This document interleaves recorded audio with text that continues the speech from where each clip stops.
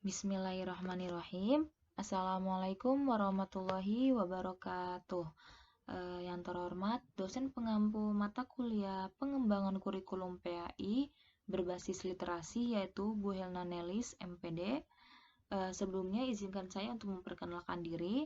Nama Miftahul Nur Rasyidah dengan NIM 191210087.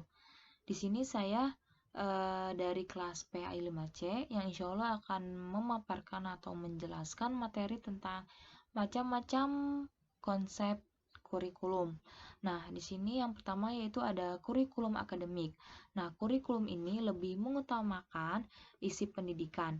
Belajar adalah berusaha menguasai ilmu sebanyak-banyaknya. Orang yang berhasil dalam belajar adalah orang yang menguasai seluruh atau sebagian besar isi pendidikan yang diberikan atau yang disiapkan oleh guru. Karena kurikulum sangat mengutamakan pengetahuan, maka pendidikannya sangat bersifat intelektual. Nah,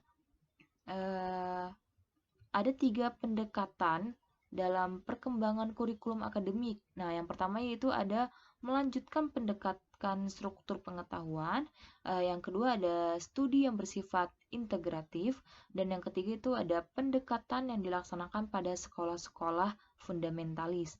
Nah, di dalam kurikulum akademik terdapat ciri-ciri kurikulum akademik berkenaan dengan tujuan, metode, organisasi isi, dan evaluasi.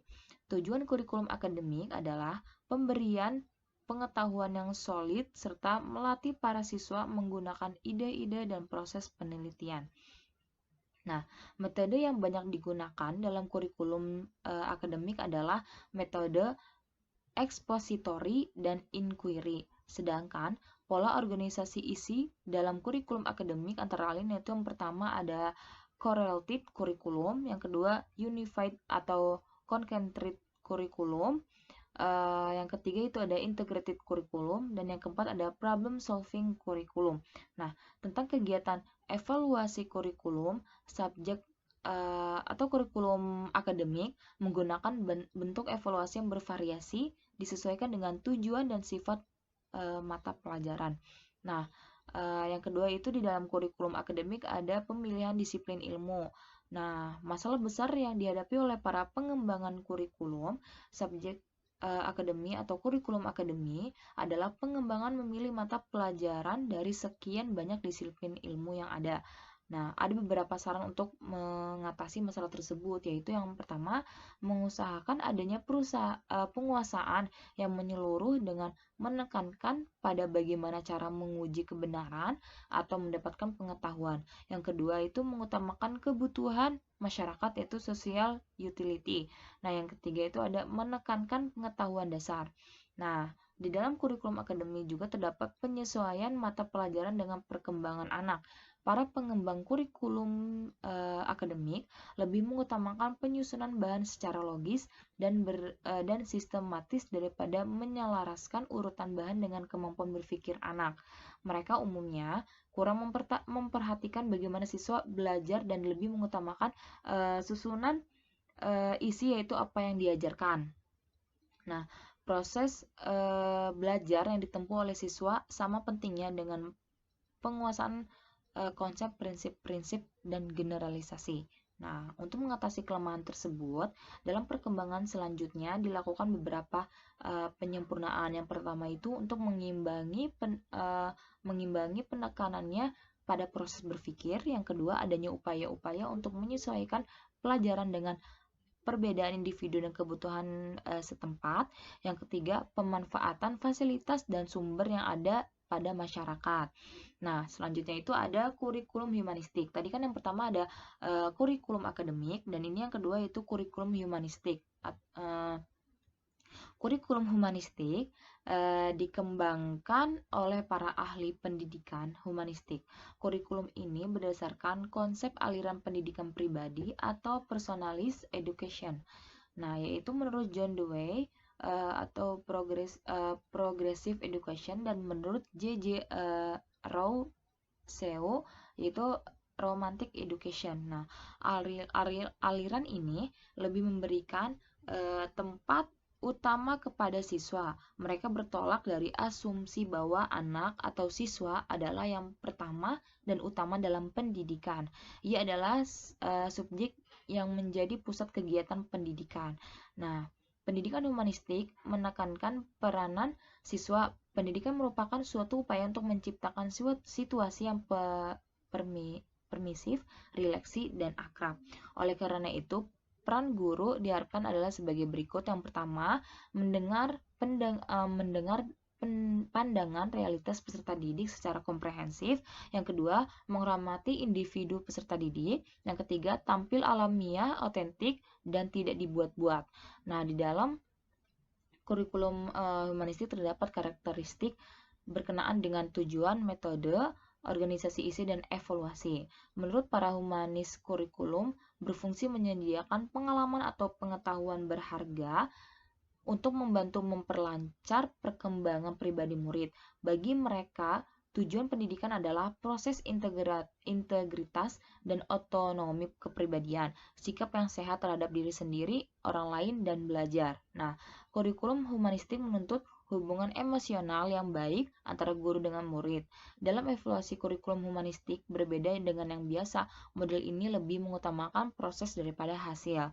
Nah, di dalam kurikulum humanistik juga terdapat kelemahan, yaitu yang pertama, keterlibatan emosional tidak selamanya berdampak positif bagi perkembangan individual peserta didik.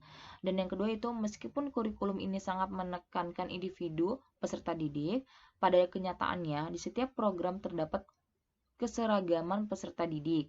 Nah, yang ketiga itu, kurikulum ini kurang memperhatikan kebutuhan masyarakat secara keseluruhan. Dan yang keempat itu, ada dalam kurikulum ini prinsip-prinsip psikologis yang ada kurang terhubungkan. Nah, yang ketiga yaitu ada kurikulum rekonstruksi sosial. Yang pertama itu kan ada kurikulum akademik, yang kedua itu ada kurikulum humanistik, dan ini yang ketiga itu kurikulum rekonstruksi sosial. Nah, kurikulum rekonstruksi sosial berbeda dengan model-model kurikulum yang lainnya. Kurikulum ini lebih memusatkan perhatian pada problem-problema atau pada masalah-masalah yang dihadapinya di dalam lingkup masyarakat. Nah, kurikulum ini bersumber pada aliran pendidikan interaksional. Menurut mereka, pendidikan bukan upaya. Menurut mereka, pendidikan bukan suatu upaya sendiri, melainkan kegiatan bersama, interaksi, kerjasama. Nah, kerjasama atau interaksi inilah bukan hanya terjadi antar siswa dengan guru, tetapi juga antar siswa dengan siswa, siswa dengan orang-orang di lingkungannya, dan dengan sumber belajar lainnya. Melalui interaksi dan kerjasama ini, siswa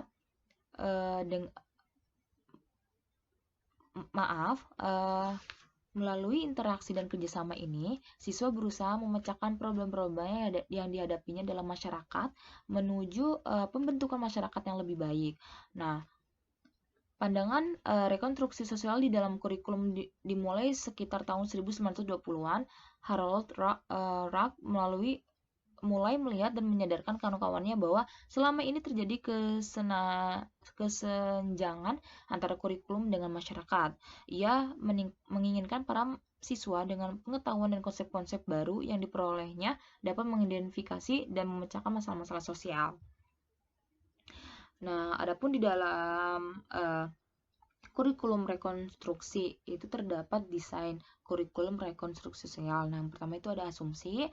Yang kedua masalah-masalah sosial yang mendesak, yang ketiga ada pola-pola organisasi. Nah, adapun komponen-komponen kurikulum rekonstruksi sosial, yaitu yang pertama ada tujuan dan isi kurikulum, yang kedua ada metode, yang ketiga ada evaluasi. Nah, adapun kegiatan yang dilakukan dalam kurikulum ini antara lain melibatkan yang pertama survei kritis terhadap suatu masyarakat, yang ketiga studi yang melihat hubungan antara ekonomi lokal dengan ekonomi nasional atau internasional.